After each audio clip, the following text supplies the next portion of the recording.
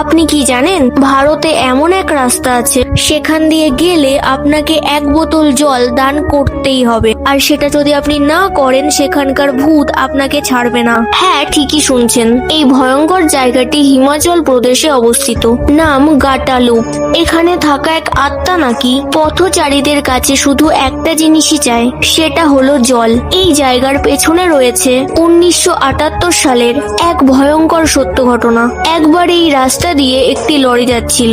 লরির ড্রাইভারের সাথে ছিল এক কর্মচারী। হঠাৎ করে এই নির্জন পাহাড়ি রাস্তায় লরিটি খারাপ হয়ে যায়। ঠিক তখনই ড্রাইভারের ওই কর্মচারী অসুস্থ হয়ে পড়ে। চারিদিকে কেউ নেই, সাহায্য পাওয়ার কোনো উপায়ও নেই। ড্রাইভার বাধ্য হয়ে তার কর্মচারীকে ওখানে রেখে প্রায় 40 কিলোমিটার দূরে এক গ্রামে সাহায্য আনতে যায়। কিন্তু দুর্ভাগ্য, সেই সময় প্রচুর তুষারপাত শুরু হয়। বরফে ঢেকে যায় পুরো রাস্তা।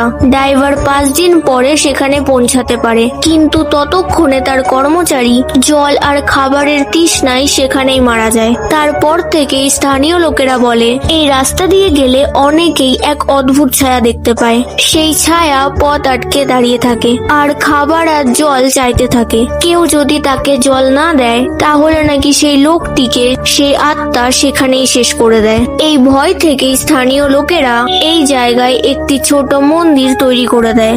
আজও মানুষ সেখানে জল আর খাবার দান করে যাতে সেই আত্মা শান্তিতে থাকে। আপনিও যদি বিশ্বাস করেন মহাদেবের ভক্তদের কখনোই ভূতপ্রেত কোনো ক্ষতি করতে পারে না, তাহলে কমেন্টে হর হর মহাদেব লিখতে ভুলবেন না।